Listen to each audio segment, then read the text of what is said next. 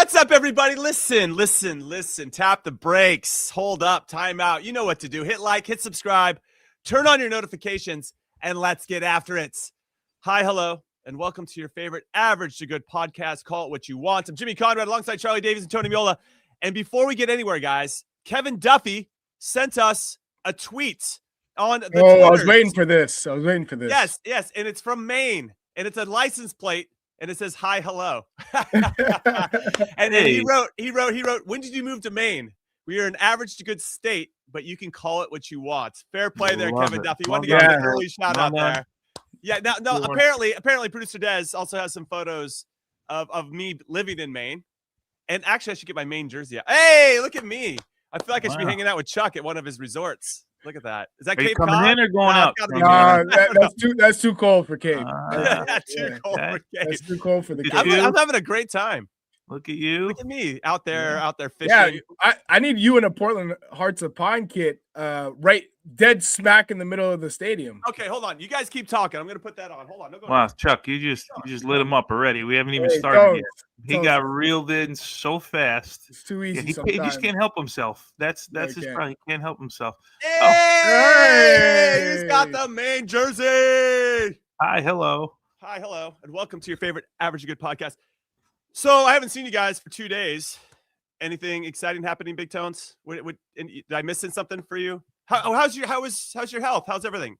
Give us the very positive. Yes. Okay. Checkup. Yeah, I have been released to get back to full working out and everything. There's a couple of things we got to address, but as far as my heart, it's working like it's supposed to right now. So yes, I'm really, Big Tones. Yeah, thank you. Release back into the wild. What's the first thing you're gonna do now with that? Yeah, what are you gonna do?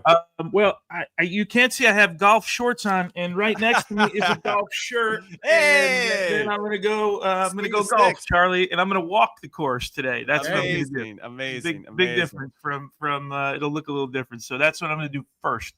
But man, I can't wait to get back in the gym. Yeah, I love that. It's been painful. I love that. Chuck, how about you? Missed anything last couple days? Nothing. You got nothing to report. Nothing. We got. It's frigid over here. You got. We got kids sick. You can't really leave the house. It's tough. Yeah. No, the sick stuff. He can catch up to you. I'm coaching my team, and I think 12 of my players are out just because one little virus is going around the school. So.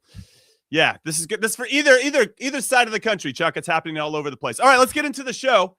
We're going to talk about World Cup ticket prices and what that means for the U.S. men's national team. We have Trevin Worm coming on from the American Outlaws. He's going to talk a little bit about what it looks like from their perspective, the supporter section. We got Jamie Clark, who just won the national championship at the University of Washington, coming on, and some performances from our Americans abroad. Midweek performances. We'll get into that as well. But we got to talk about the FIFA ticket prices. And I want to give everybody a bit of an outline of how this has all transpired. So back in September, FIFA announced that prices for the World Cup will start at $60 for the cheapest group stage and games, and then get up to $6,700 for the most expensive seats in the final. Now, as a starting point, so everybody knows, that's close to 4 times the amount that tickets were going for in the final in Qatar. Yes, I know, different country, different circumstances, but still. Now there was an initial lottery back in September 10th for tickets. And I should mention there are 6 million tickets available, and there's probably 6 billion people in the world that want these tickets. So obviously there has to be some type of process to get this through. So they started a lottery September 10th, but you can only purchase those tickets with a Visa card, right? So Visa's a main sponsor of the tournament. So they made that happen. I told everybody I know to sign up for this. And I ended up getting into this. So I got 4 tickets in Santa Clara, which the Bay Area didn't get very good. As maybe say sexy teams. I would say good, but to sexy teams. You can have a barn burner of a game no matter who's playing, right? And then I got 4 tickets in LA through that. What's interesting is when I went through that process, one of my buddies came running over at 10 p.m. at night, and I think I've told this story before. We had till 8 a.m. to order tickets, but I saw where the $60 tickets were. And Chuck, I'm telling you, you're from Rhode Island.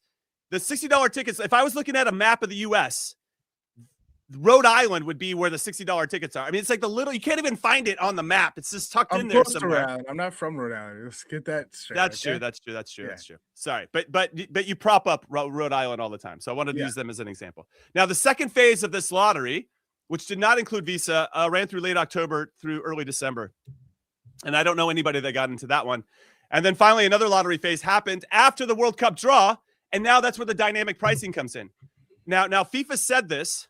We will adapt prices as per the demand we see, as per the remaining inventory. I also should add here that FIFA has their own resale platform. And in the past, FIFA has done this. It has capped prices on the secondary sales to prevent fans and scalpers from reselling for profit. But in 2026, for ticket buyers in the US and Canada, there will be no cap. And you have to do it through FIFA's resale platform, who, by the way, are taking a percentage of anything resold for both buyers and sellers. Okay. All right. So FIFA explained that if there was a cap, I'm hot right now, the people would go to other resale platforms, and they want to keep everything safe and secure and regulated environment for fans to be able to resell their tickets.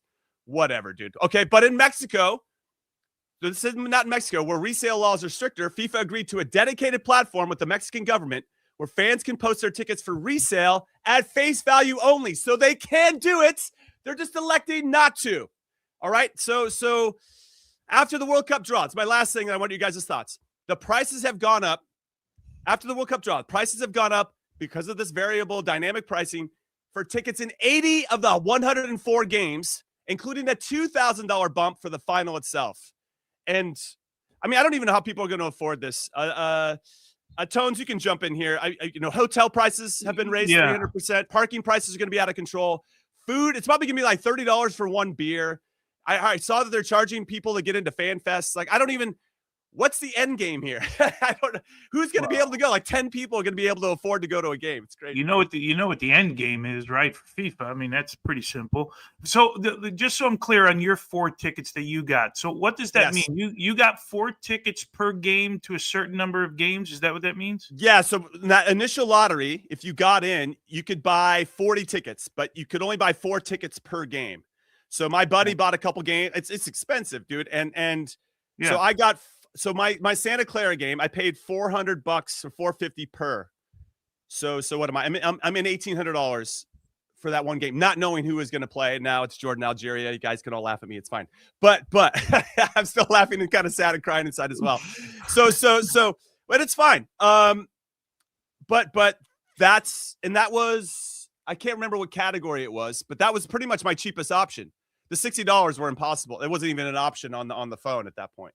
So, yeah, man, so you don't even know who you're seeing at that point, right? So you're hoping like somebody gets drawn there that is massive, like especially if you're a reseller. So the reselling part, that one, the fact that you're taking a fee, I can understand why FIFA does it, but you're basically, if you're FIFA, you're getting paid for the face value of the ticket, right? The value that you made the ticket. Let's just say it's $500, right? It's $500 a ticket. Then you're taking a percentage on anything over that. So you're actually getting paid more than what you actually valued the ticket for if someone resells it. So why wouldn't you want somebody to resell the ticket if you're FIFA?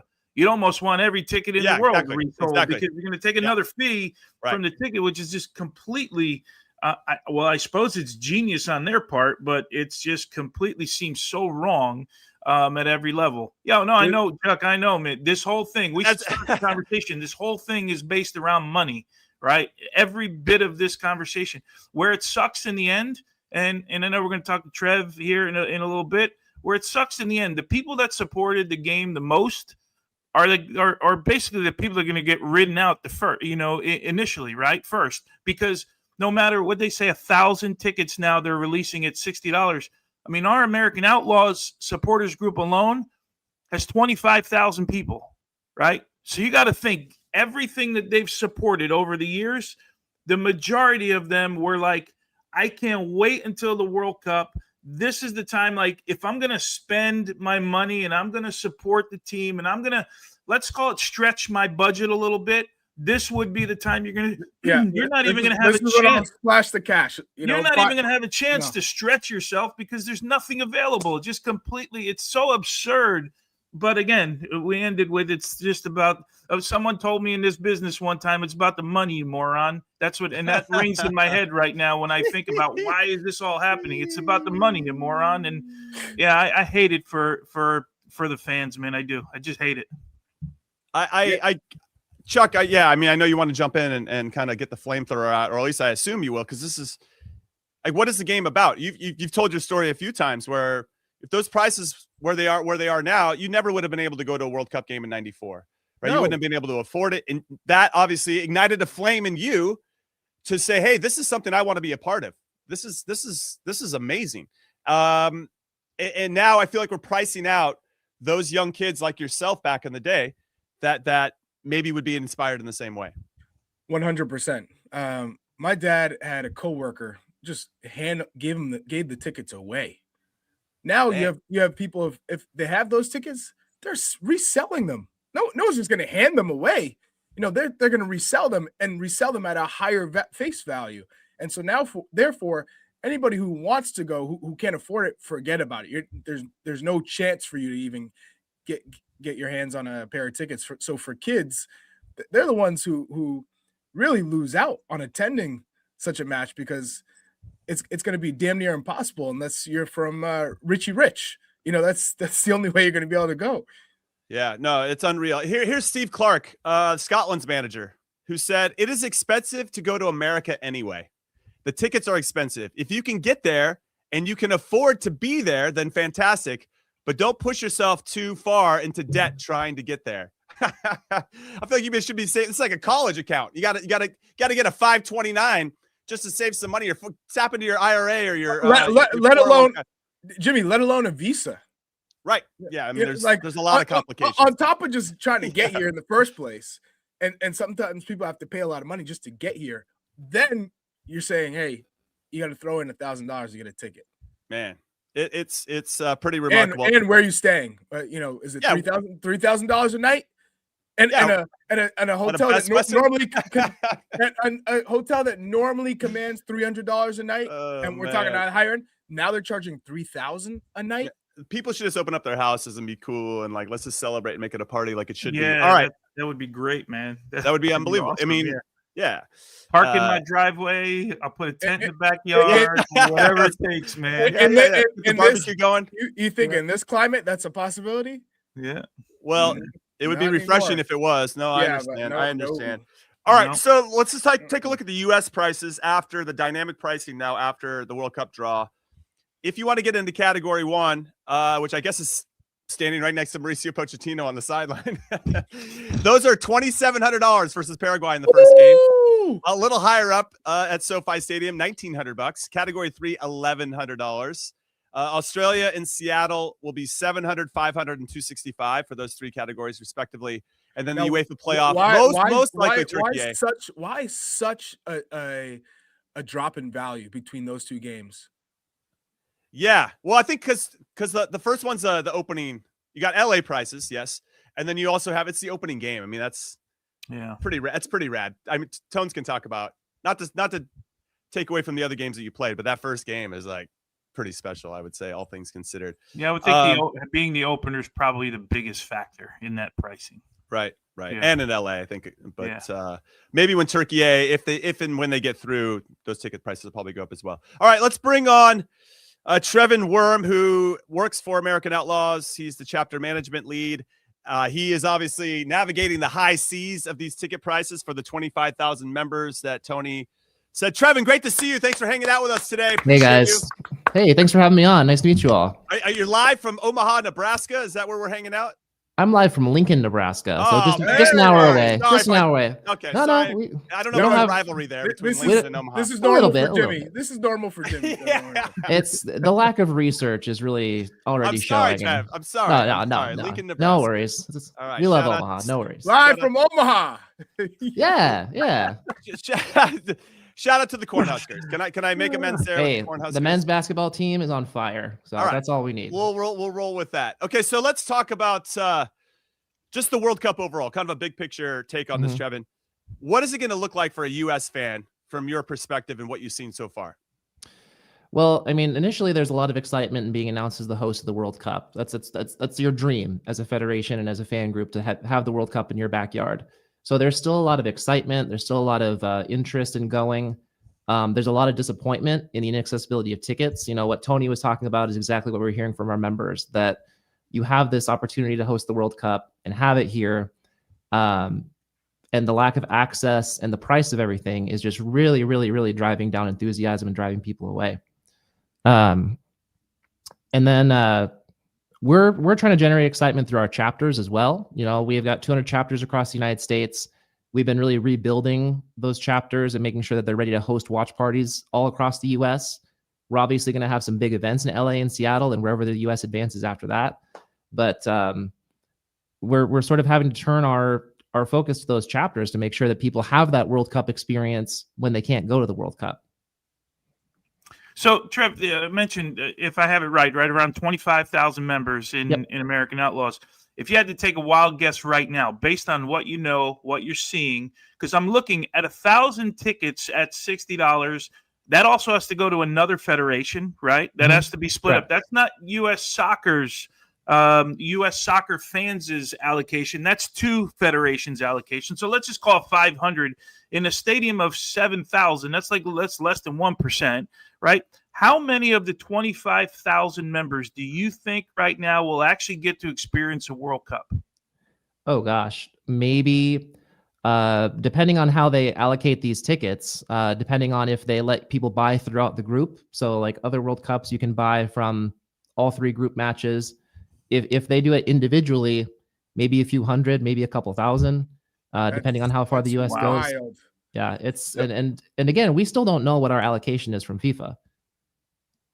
So Trev, if we're looking at these games and a large, I guess, majority of American Outlaws fans aren't going to be in the stadium, what is the plan right now? Let's say for game one, LA.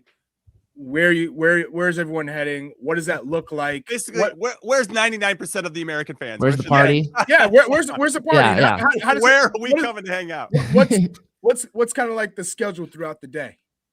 Yeah, so we always have night before parties. So in LA, it's to be determined where that's going to be, but we'll have a big party with American Outlaws who travel into LA, who want to soak in the World Cup atmosphere, who want to get together, who want to, gripe about the prices, gripe about how they're not getting in, maybe exchange some tickets at face value, hopefully.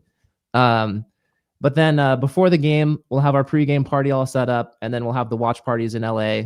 I imagine the LA chapter is going to have watch parties in a few different locations, and a lot of cities around the country. I know here in Lincoln, we're planning on having 3 or 4 different locations to have watch parties because demand is so high to watch these games. So we're going to have ample space at all across the U.S. to watch. But we are planning on doing some big stuff in LA and Seattle to really help out with that World Cup atmosphere. And we're not planning on charging for entry like the FIFA Fan Fests are. So okay, so this is the year of the watch party, essentially. Yes, I almost feel that the watch parties in some cases are going to be more livelier than the actual stadium. To be honest, like think about how many more people can have access to a watch party and the different dynamics that you'll have. I'm excited to see what you guys put on.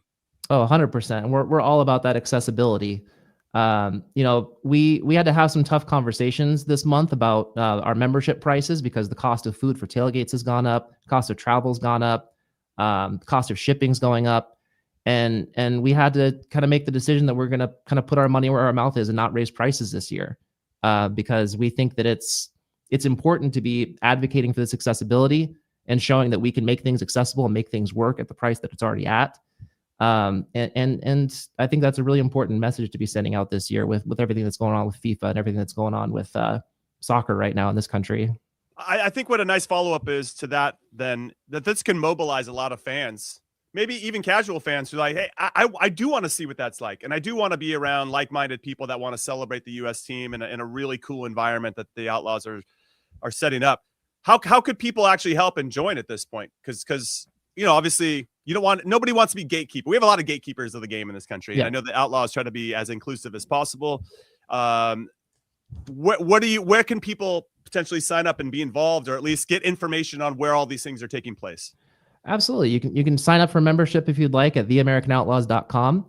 If you're interested in helping out with watch parties right now or stepping into a leadership role, because all of our chapters have, presidents, vice presidents, secretaries, you can email us at info@theamericanoutlaws.com and we'll help connect you with your local chapter.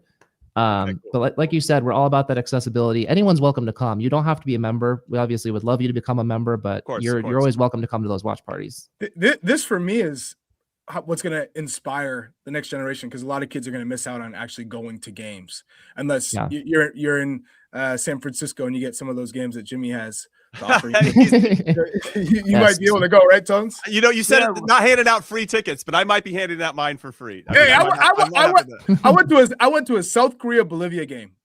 It was the worst game of the '94 World Cup, without a doubt. I'm talking, but it changed your life. It changed your life. Changed my life. Exactly. It doesn't matter who's playing. Just for a kid to go and experience that, I think is gonna change their life or potentially change their life. And I think if the American Outlaws can have these incredible watch parties, I think that might have the same power to do just that. See, Chuck, and Charlie, might have some free tickets for you. So if you want to go to San Jose, I still think FIFA is going to take 15% of my free tickets. So just keep that in mind. So Trev, you obviously this is a FIFA issue, right? What is U.S. Soccer trying to do, sort of, to step in and help you guys? Are they doing anything? I know you probably have had some conversations with them. Yeah. So I know for sure, to U.S. Soccer's credit, they are advocating for a supporter section where supporters can actually be together. Now, where that'll be, how big that is, again, these are just things we don't know yet. And I don't expect we'll learn this month, which is unfortunate. But we also, because of the strength of our membership, we're able to negotiate with U.S. Soccer a price cap this year for U.S. Soccer run friendlies. So like those send-off games in Chicago and Charlotte and Atlanta, those are significantly cheaper than going to the World Cup, and so they've been so fans can go see the U.S. Portugal game in Atlanta and against Belgium as well for reasonable prices. Yes, our AO tickets were I think for the Portugal game like $33 in our section, which is awesome. Now we're talking. Yes. Now we are talking. We are very proud of that negotiation, and we, our resale platform, you have to sell it for face value. You cannot profit off that, and that's something that we really pride ourselves in too, is that you listening, FIFA? Sorry. Yeah. No. We also make sure to watch that and make sure that no one is sending them out on Ticketmaster or anything like that too. And if we see that, we have a little conversation with them about, hey, like, you can't. Trev, who leads that conversation when you're talking with the U.S. Soccer? Is it JT Batson? Is it Matt Crocker? Is it Cindy Parlow-Cohen? Like, is it all of them? Who, when you're having these discussions on capping ticket prices or having more involvement, who do you speak to typically? A lot of them are, we have supporters group liaisons who work with all the different U.S. Soccer supporters groups that will kind of work through and have those conversations through that. I think those decisions were made at a higher level. I don't know necessarily if Cindy is the one who made that decision to have that ticket cap, but we have weekly conversations with U.S. Soccer supporters liaisons. And that's part of having that membership voice too, is being able to talk about our concerns, and U.S. Soccer, to their credit, is pretty open to listening to us for the most part. But all right, so Trev, what kind of conversations are you having, if any, with like Canadian supporters and Mexican supporters and the other supporter groups with other host countries? Right now it's kind of been through, like, we've just seen quotes that people have had in media in different places. We haven't necessarily reached out yet.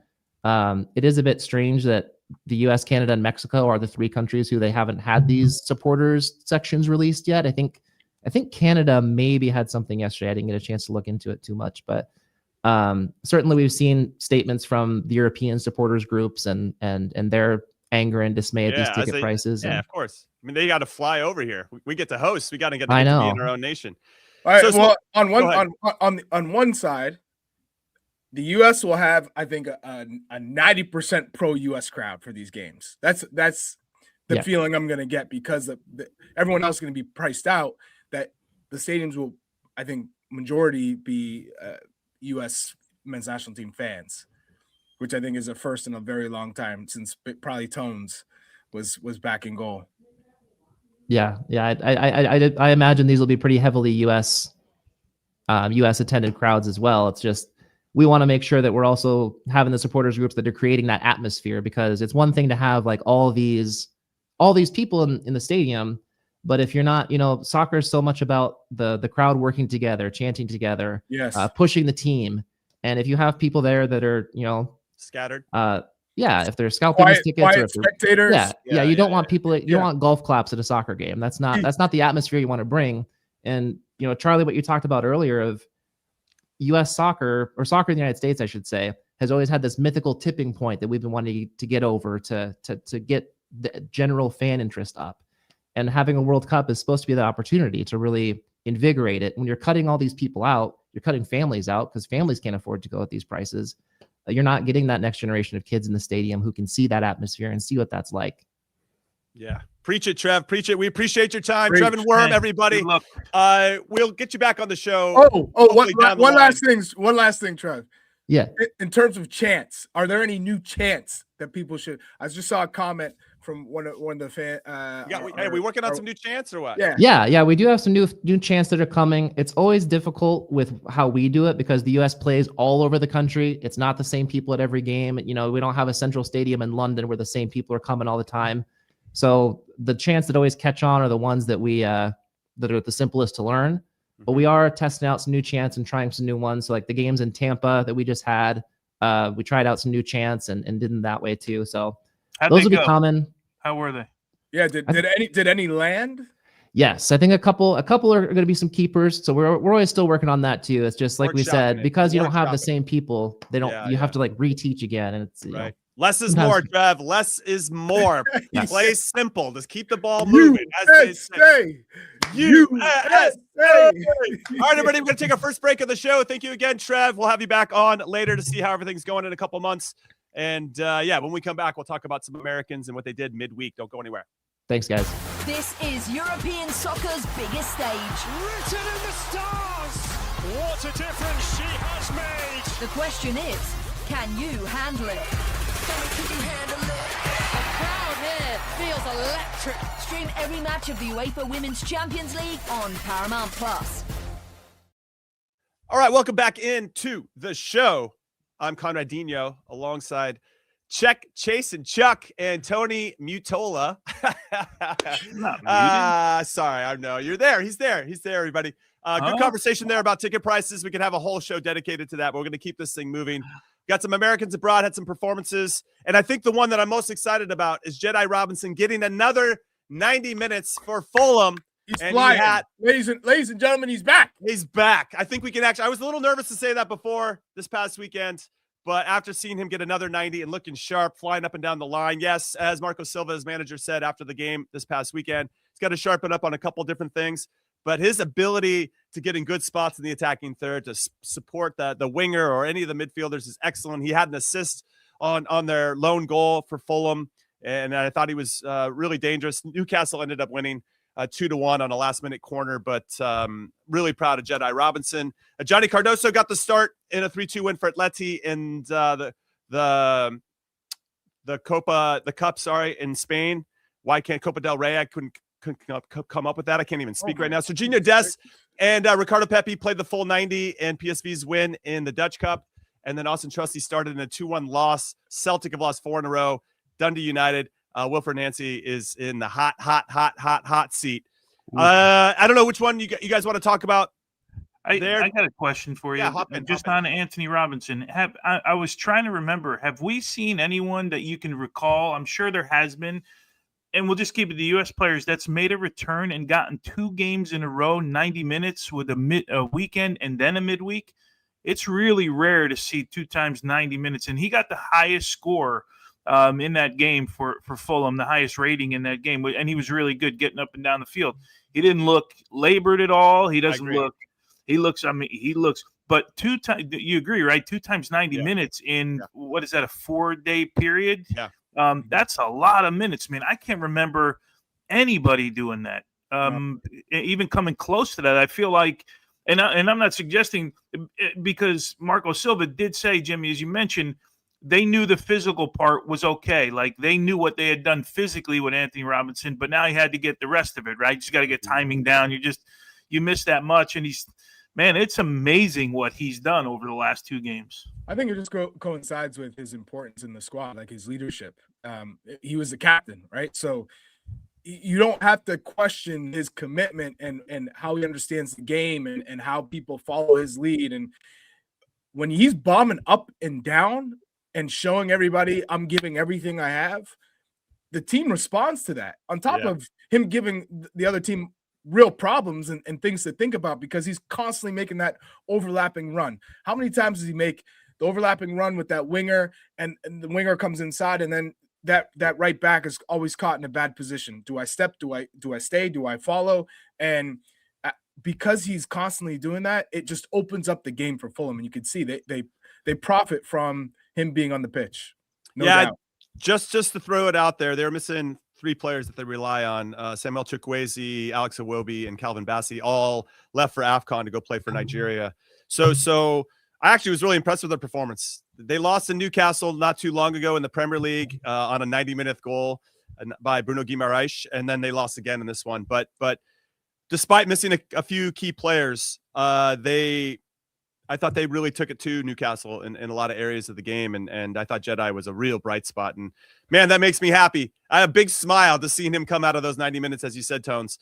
With regard to PSV, they comfortably won 3-0. Ricardo Pepi had a ton of chances, didn't score any of them. Actually did score one, but it got called back for offside. But he was busy, he was active, and put himself in good positions to make it happen. Serginho Dest also was busy and active in that one. They played a 3rd division team, so they should run all over those guys. But you can only play the team that's in front of you. Good to see Johnny get a start for Atleti. Austin Trusty, though, Wilfried Nancy, I know we talked about him a little bit.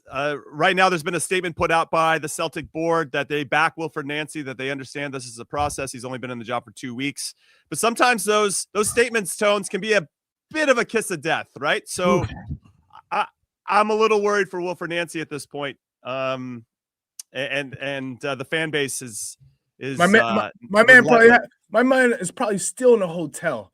He's still learning names and tendencies, and it's I think this is part of the problem with coaching. One of the issues, even though this is what all coaches want, is the opportunity to coach at the highest level and coach bigger clubs and coach in big competitions, is if that opportunity comes and the timing is not ideal, sometimes you're forced to take it. I mean, right. Could Wilfried pass up the opportunity of coaching at Celtic and stay at Columbus Crew? Like, who in the hell would ever pass that up? Now you're forced to go out and say, okay, how did I get to this position with my coaching methodology? So why abandon that now and stick with what Martin O'Neill did? And that's kind of the balance that you're dealing with. Is coach how I know how to coach, who I am, versus coming over and basically just being a caretaker and running with what Martin O'Neill has done, because he's turned the club's fortunes around, and the club are probably used to how he's coached and basically his messaging. Do I just kind of pretend that I'm Martin O'Neill and feel not really push what the long-term future is of this club? Or do I come in and with a bulldozer and try to all of a sudden manipulate everything around how I coach and my tactics and the way that I communicate with my players? All of a sudden, they're not used to it. And so how do you continue that, or do you go say all of a sudden everything's not working, go back to what Martin O'Neill's done, and then all the players go, oh, this isn't you? So this is that crazy world of coaching, of how do you get the train back on the tracks? Yeah, it's going to be a challenge. The Celtic chairman actually just stepped down. He cited abuse by the fans. So he's out, and Peter Lawless' his name, and you wonder what that if that's what the ripple effect is going to be of this. The worst start, I believe, for any manager in Celtics history.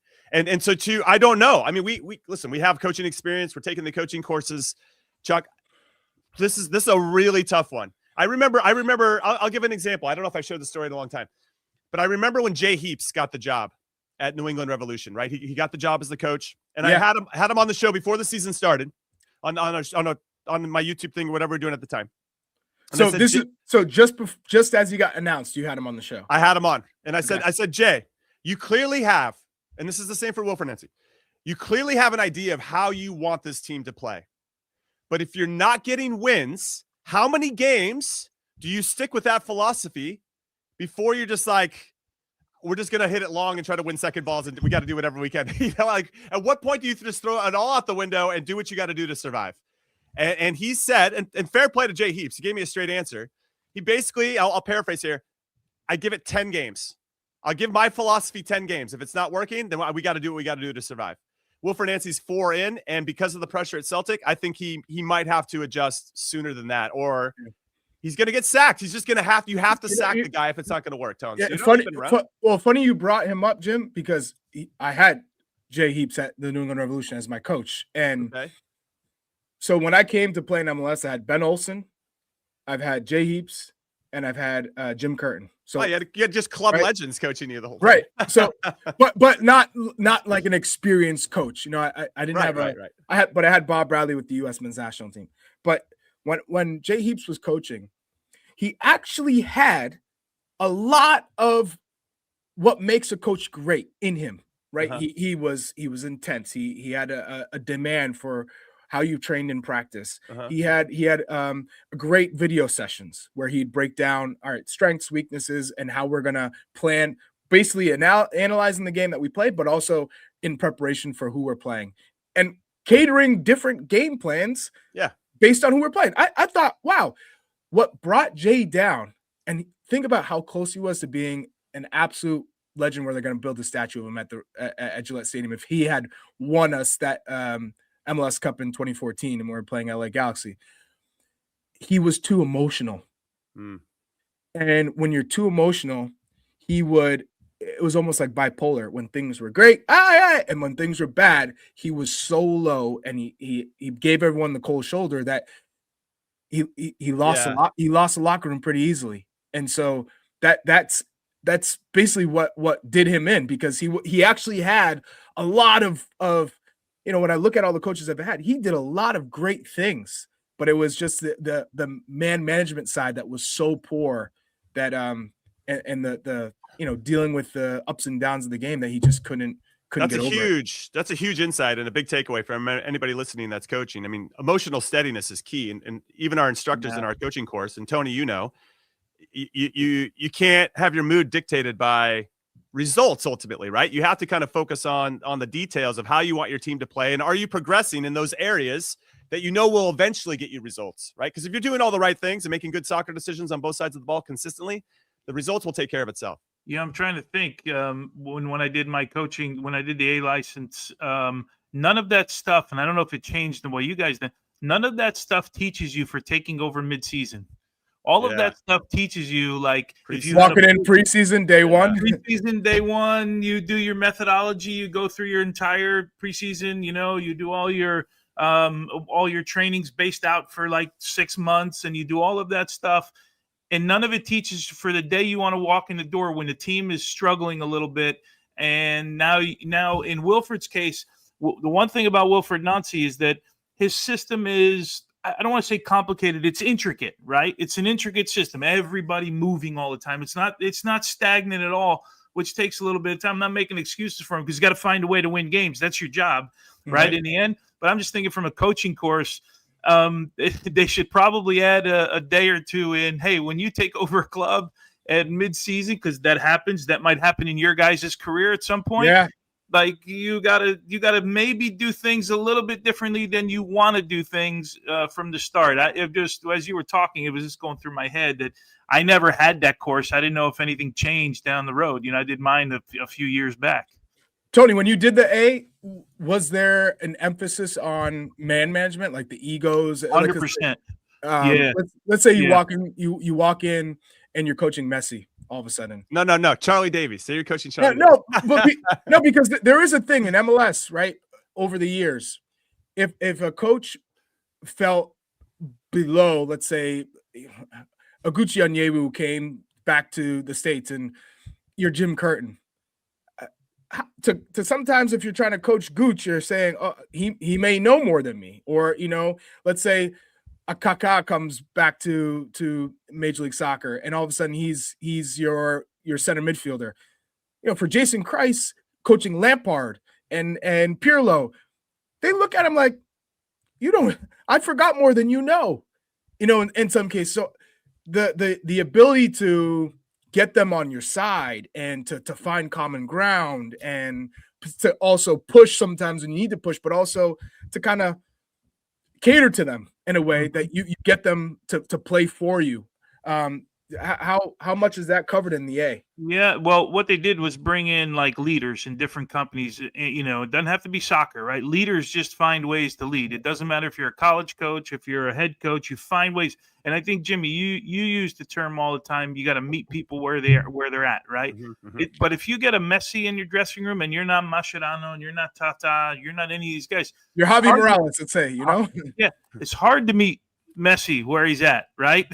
Because none of us you don't know where he's at. Yeah, like he's in a different stratosphere. So that's why you got to bring a guy like that he respects, that he would listen to. That's why guys like I say us, but guys like our age, they don't get those jobs. They just won't get those jobs where you do get another job where they think you can manage exactly what Charlie's talking about. But yeah, the more you talk to coaches, everyone, I said, everyone has their ideas and X's and O's, right? It's the man management, right? It's getting everyone to buy in. And that's what good leaders do. That's why you get all those speakers from different companies. They don't have to be soccer guys. They're just leaders in their industries, and they teach you how to lead people. Because when you lead them and they follow you, the X's and O's, they're important, but they don't matter as much because they'll fight for all of them, right? Even if they don't believe them, they'll fight for it. So, man, coaching is not easy, man. It is not easy. It is No. I think that Tony should have his own coaching course. I'd sign up for it, Tones. Just going to throw it out there. I want to get my Tony Meola AA coaching license. I think that it'll put me in a good spot. Well, speaking of a coach, we have one backstage ready to join us. It's the University of Washington's Jamie Clark. Happy to have another JC coming on the show. So he'll come back and hang out with us right after this break. So keep it right here. When you need your sports news all the time, we've got breaking news to bring to you. CBS Sports HQ gives you a snapshot of all the sports that matter to you. When you need your sports in a snap, find it on CBS Sports HQ. Streaming free anywhere you are. All right, welcome back in to Call It What You Want. I'm Jimmy Conrad alongside Charlie Davies and Tony Meola. And fun fact about our special guest that's going to be joining us here, Jamie Clark. We both came into San Jose at the same time. Before it was the Earthquakes, it was called the Clash. And I have a photo, I found this, of Jamie Clark wearing the number 26. Oh, that's a clean kit too. Yeah, super clean. Woo. Yeah, the old Clash setup was very good.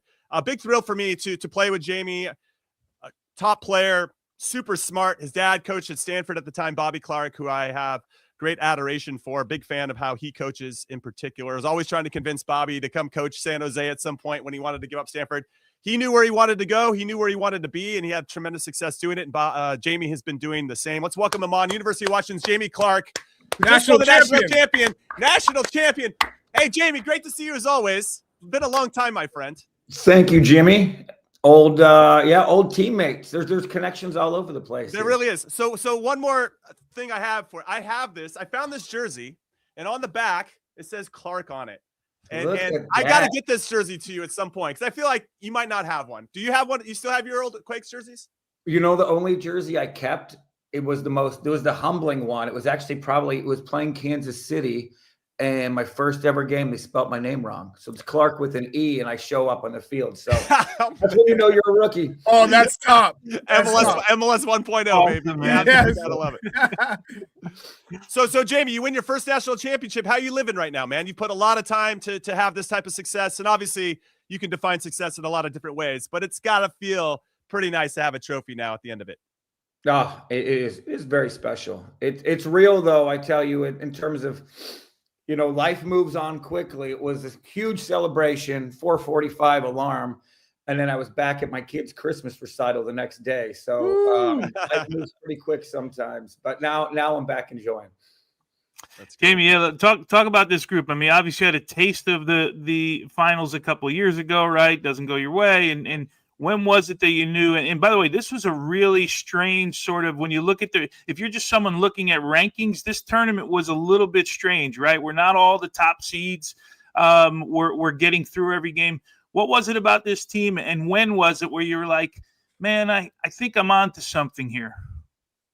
Yeah, no, we had flashes all season. We won one game of our first five. So that was That was I think that was the best thing that could happen to a team in terms of it asks questions. If you keep alignment, if you keep guys bought in, and we were probably strained, but that strain was healthy in the long run. And then I think maybe I think it's probably Indiana, because obviously they're the storied team in the country for, or one of them. We took them at home 3-0, and I think guys really started to believe. And so that at that moment, I think there was a little bit of ground gained, and then we went in a 6-game run. But the craziest part was we lost our last 3 games of our season going into the tournament. So that was the moment of both, do we get a second life in the NCAA tournament? And if we get it, what are we going to do with it? And then do we actually feel like we learned the lessons needed in those 3 games? Because we weren't whole. We were missing guys, yellow card suspensions, injuries, and we were very close. But we did. And I think that we started going on a little run and gaining bit by bit. And man, if you could have bet on us a 6-game parlay on the road under every game, that would have been a good one. Yeah. Oh yeah, for sure. From your perspective, Jamie, I'm curious, what do you think of this current landscape of college soccer? Because a number of colleges have gone the foreigner route. I look at your roster. It's predominantly Northwest. A lot of kids from Washington. You have a couple from New England. So I appreciate, Harry Bertos, from my alma mater, Brooks School, Richie Amon from New Hampshire. Like, I know you spent some time at Harvard, but what do you see in terms of talent, and why have you kind of stuck to like the old school? I'm gonna pull the best American players and mostly from our area to get the job done. Yeah, it's an interesting. I mean, I think it's great. Honestly, I do. I think some people get frustrated with the older grad students, 6-year guys. I think if the players are better and the game is better, it's great. And everyone's got to have their model. So I don't get mad at the other schools for doing it different ways, transfer portal, guys in and out. I mean, everyone has to find a way to be successful. We are a school. We don't have a lot of, like, when people come to Washington, they stay at Washington. So we can't, have guys in and out in the transfer portal. Guys want to play here. They want to develop here for 4 years. So we thought our best model was to go with guys that we know really well. I mean, these kids have come to our camp. We've watched them since they were 12. We like them. We like their families. We know they'll get better. And we go with it. And a lot of guys come here, they redshirt for a year. Maybe they play their freshman year, but they usually come good year 2, 3, 4, and they make up the sort of the ground in those years by hard work. And actually caring about their development, I guess I would say. So we did that. And even our New Hampshire guys, actually, it was Richie's my brother's son's best friend growing up. So I just got to know him all the way through. And then Harry, your Brooks guy, by the way, huge Brooks contingent there. Like, all his buddies were there. It was pretty fun. The green and white was represented. So it was I love that. I absolutely love that. Where is Richie among players that you've coached? Because I know you had Joseph Lapierre as an assistant, right, at Notre Dame, and he took the Herman Trophy from me there. But it felt like you've been around some top collegiate players. So where does he rank for you? He's just unique. He is one of the best dribblers I've ever seen. In an era where everyone wants to, move the ball and pass the ball, he's a guy you just give the ball to, and he just will run at defenders. And he's one of those guys that the defender stops and he spins, and the defender thinks he's going to move the ball again, and he just spins a full circle and he goes at him again. And he's really brave and he's determined. I think he's one of the top guys we've ever had. And I think he can really do well at the next level, because I think guys will get him the ball. Fullbacks will be more athletic for sure, but I don't know. He's like one of those. He's just got little dips of the shoulder, and he gets by you. No, I love that. We need more of those types of players in our system to kind of have some variety in the game. So, Jamie, I guess for me, when I think about our relationship and we started together at the professional ranks of San Jose, and we're trying to figure it out and where we fit in our identities. I still thought, and you stopped playing, but I still thought you had a lot more to offer the game as a player. And I'm not trying to make you cry or anything here. I don't want to bring up any old stuff here. That's not my plan. But I did want to know, like, you obviously had coaching DNA based on your dad and had been around the game. You're a coach's kid. When did you know that that's what you wanted to do, and that was the path for you moving forward? Because I'm sure it was a tough decision to kind of give up being a player. Well, I appreciate it, Jimmy. Not a lot of coaches thought I had a lot left in me, but I did. I but did. you I was there. I did. saw it So every day. I saw it every there day. we go. No, I mean, yeah, I feel like in life, it's like your trajectory and you're plateauing, and when you're starting to bump down leagues and scrape for things, and I think it's time to move on. My dad always told me, he's like, play for as many coaches as you can, because you pick up something different from every coach. So I think that was really important, to just try to learn a few things. And I think even in our time, and we had what, in 2.5 years, we had probably 3.5, 4 coaches. That's never the sign of success, but it's but we did. We had some great people, for real. Like, it was and then as soon as that's always the best part is this, I don't know what the correlation was. Was it getting rid of me, or was it bringing in better players? It was probably a bit of both, but you guys went on and won titles that next year. Yeah. But even that, I mean, I could tell you, man, when that staff came in, and I take a lot from that last staff, Frank and Kinnear. And those guys, there was just good vibes, man. There was good vibes in that locker room, and the spirit was right. And obviously the player potential got a lot higher with that group, but still, like, I just felt like that changed. So I took a lot from that group, but yeah, I had to move on, and I made sure I didn't want to coach with my dad. That whole nepotism thing to start with didn't seem right. So going to New Mexico, Charlie won't remember this, I bet, but we had you coming on a visit. I promise. We were like this close to getting you on a visit, and we had a crazy group. Like, we had Moadu on a visit. We had this like whole group. I don't know what my boss was doing, but he was convinced, like, selling you guys stuff that didn't exist. I promise. Yeah, no, ultimately what it came down to, because New Mexico and Oregon State were, and Santa Clara, because Yamamoto I had with the U18 national team. Those 3 schools were the schools that I would have definitely given a shot. Like, I wanted to leave New England, I felt I couldn't leave New England because my parents, I felt, deserved to watch me play, and there's no way they had enough money to travel to those states to come to watch me more than once a season. So ultimately, I made a decision with my heart. But I appreciated New Mexico. I appreciated all the contacts. So we had a fun run. And your dad too. I mean, he was talking to me at Notre Dame. I was like, hey, maybe Fighting Irish. I'm half Irish. Maybe it makes sense. Oh, I love it. But I mean, but again, that was like that New Mexico model. You were the outlier, and we always tried to get 1 or 2, but it was a lot of New Mexico kids. And I think we went to the final that year or my last year there, with like 5 starters or 6 starters from New Mexico. That's amazing. So, it's amazing. I think, yeah, pride, good energy. Those things go a long way. Imagine if you're going to lose a recruit, that's the reason to recruit him, right? He wants to stay home for his family, right? You won't mind those. So take us through this roller coaster, right? About an hour in, you're up 2-0. 87th minute, you're 2-2. You go to extra time, and you actually score a winner, and you're cheering, but guess what? They got to take a look at it on the monitor, right? Like, what's going through your head at that point? Did you know what they were looking at? Did you have any idea? Because you want to celebrate your first national championship, but you got stalled a little bit here. So walk us through kind of that roller coaster here that you went through.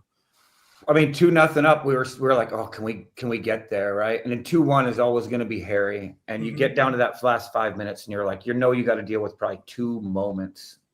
And we didn't deal with those 2 moments. So with 3 minutes to go, right, it ends up 2-2. Going into the huddle, it was just interesting because the energy was still pretty good. And I just wanted to kind of reaffirm, like, you get a chance to win a national. Like, if you go in it's almost like starting at square one. Like, you get a chance to win a national championship, and when you score the goal, you just celebrate. Like, there's no defending, there's nothing else to do. And if you were given that shot as a kid, right, that'd be something you'd dream of. So we reframed the thinking. We went out in overtime. I think sometimes even just getting the kickoff and getting momentum started the right way is huge. So luckily we did that. We were in front of our bench, which all those things are good energy. And then we score. And then I look at the thing, and I didn't look far enough back. So I was like positive that it was a goal. Now now looking back at it a little further, it was a tight call. Like, there's a lot of things that go into it. Like, without proper like lines on the the replay, I think it's really hard to know exactly who's offside and who's not. Did he play, was he actually involved in the play in the buildup when he could have been offside? And then there's like, did actually Harry Burdos flick the ball with his head? And if he touched it, he wouldn't have been offside. So there's like a lot of uncertainty. NC State will actually, I think I'll wake up in the middle of the night for a long time, like, worried that they actually called it. It's one of those like things that you're it's going to be PTSD. But man, we celebrated. I mean, I got pictures of Richie running across the whole field with the trophy and then walking it back under his arm, like, like, oh my God, we're going to have do I have to give it back? Yeah, they got to have a better protocol to keep that trophy under lock and key for a couple extra seconds. But man, it was to celebrate it twice, like full credit to NC State. Like those guys showed up. I mean, we had probably maybe 500, 1,000 fans, and they were at 10,000 strong. So that was a tough away game.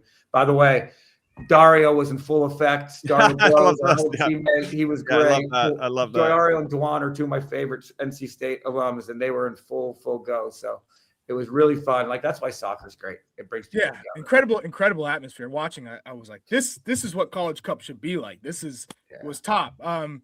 Where does NC State rank with teams that you played this year? What was the best team that you faced if it wasn't NC State? They were the best team we played all year. And we knew it. And we thought that we were excited because that was like, hey, the final is going to be the hardest game. And we told the guys, like, that's what a final should be. It should be the hardest game. I thought Maryland were incredibly talented.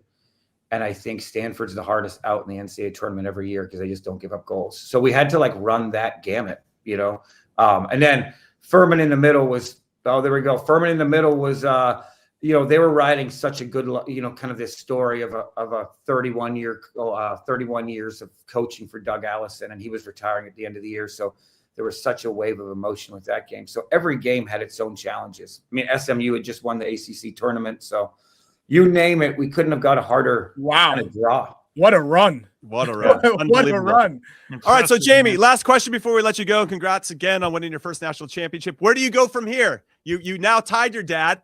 He's got one national championship with Notre Dame back in 2013. You got a long way to go too. So yeah, I mean, so obviously winning another one is always in the sights, but you take a breath, you enjoy it, and then what? How do you build from here, and how does it change anything? Your recruiting process? I also want to know what your ambitions like. Is this Washington for life? Is this do you have a little itch to maybe experience professional soccer?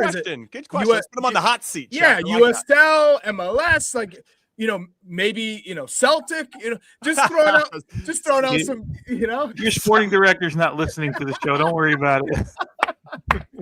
Or your athletic director there, right? No, I don't know. I mean, I think the MLS and college soccer has diverged a little. Like the break between them has certainly grown. Right, there was an era when we were there where guys were just jumping from job to job, right? And that there's definitely been a separation, and understandably so, right? Because I heard you guys, were chatting. I'm dealing with 18 to 22-year-old, like wide-eyed, eager players, and those coaches are dealing with 37-year-old World Cup winners and managing. I think management's about aligning regardless, but it is a little bit different for sure. So I don't know where I go with it. I know I love this place. I got kids who are 14 and 11 who grew up in Seattle, and it would be fun to let them enjoy this place throughout their, not bounce around. So maybe if I'm successful enough in a few years, we could look at something. But right now, I don't know, trying to run something back is pretty exciting. So we'll see where it goes. Man. And we're excited for you. Jamie Clark, everybody. Thanks for hanging out with us, JC. Great to see you as always. Continued success. And let's go Huskies. That's awesome. All right. Final thoughts from you guys. A great show. Lots to get into. Ticket prices. That was a great interview with Jamie. I could talk with him all day. And maybe we'll bring him back when we have a little bit more about where college soccer is heading in the future in a show down the line. Chuck, coming to you. Final thoughts. Yeah, I absolutely love this episode. Speaking with Trev from the American Outlaws, talking to Jamie Clark with, winning the national championship with Washington. We got into some great topics. So this is why I love this podcast, because we can go any direction we choose, right? And we can dive in as deep as we want. And so I know producer Des is like, damn it, Mike, I had this perfect rundown. You guys went from section A to Z, you know? That's part of our charm. It's part of our charm. And you got Ibis and Avi in the back being like, reportedly, you know? So it's too good. How cool to talk to him, man, right? This like a guy that's just, he said coaching 17, 18, 19-year-old kids, right? Just trying to give them a moment of a lifetime, right? And I was lucky to win a national championship in college, and you did. You dropped something there. Yeah, it's something you do all these things. It's something you never forget, man. It's your college buddies. You know, you just what's your best memory from that year? From that season, just coming back from we were not the favorite that year. We were the favorite the year before, and then we lost to Howard in Howard University. I think it was the quarterfinals. We lost in overtime, if I'm not mistaken. And you know, we were not supposed to win that year. That's like the coolest thing when they weren't even ranked, right? They weren't even ranked. And he said there were moments, but they end the season poorly. They start poorly. They have a great middle. They end poorly. And then you saw the run they went on. Like, those kids will remember that forever, man. Some of those guys are going to be pros. Some will go on to work and be successful in life. And, but everything they do, they'll remember that night, man. Which is so cool to me. I agree with you. My junior year at UCLA, we were the #1 team in the country, and we lost in the first round to Cal State Fullerton. Oof. And then the next year, we weren't expected to do as much, and we ran it. We won the national championship. So very similar vibes. And it was coming home, and you get off the plane, and just to see how excited everybody was, like it was awesome. And even though that group wasn't massive, just everybody that was there knew all about the hard work and sacrifice that the team had put in, both individually and collectively, and that made it really, really special. And then you realize how proud it made the whole school. Like, people coming out of the woodwork to congratulate you. I thought that was pretty neat as well. All right, 2 last notes for me. We got the Supercoppa Italiana semifinals happening today on P+. Got Napoli versus AC Milan.